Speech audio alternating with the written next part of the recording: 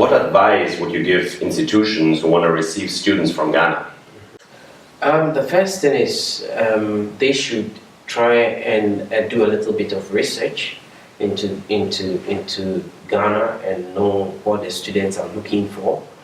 One of the things I have come across is that when I spoke to most of the schools at ICEF, they were amazed the kind of information I gave to them, because they all want students, but they've not taken time to know what the students really want from the schools.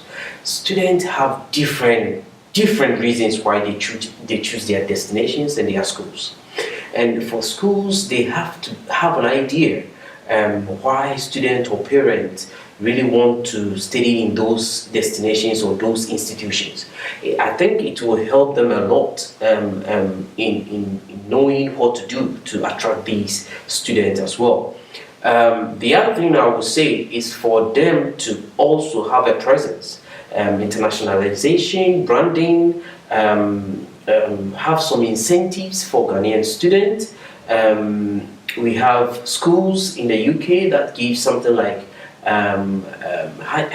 hardship fund for, if you're a Ghanaian, you get some discounts and those kind of things. So that will also help attract them. Finally, I would say if they want to really do it and do it well, they must work with a recognized agency like ours, because the agencies know the terrain.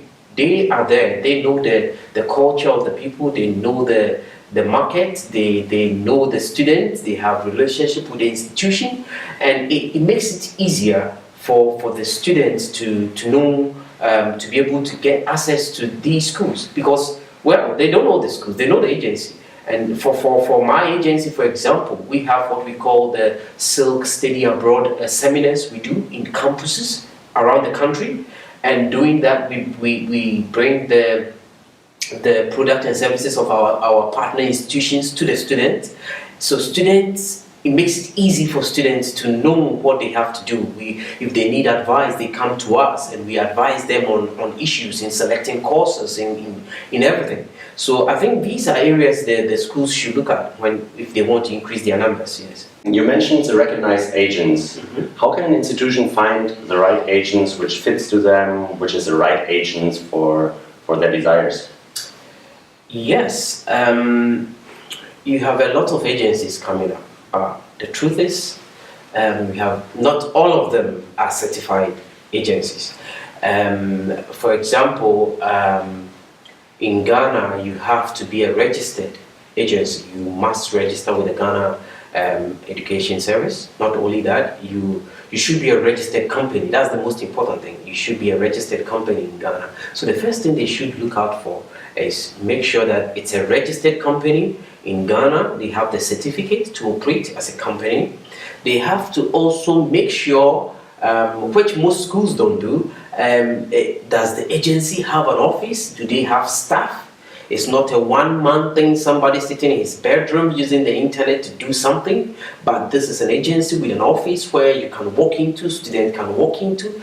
It's a little bit of work, but I think it will pay off for them at the end. It brings your reputation as an institution to bear if something goes wrong. Michael, thank you very much for coming.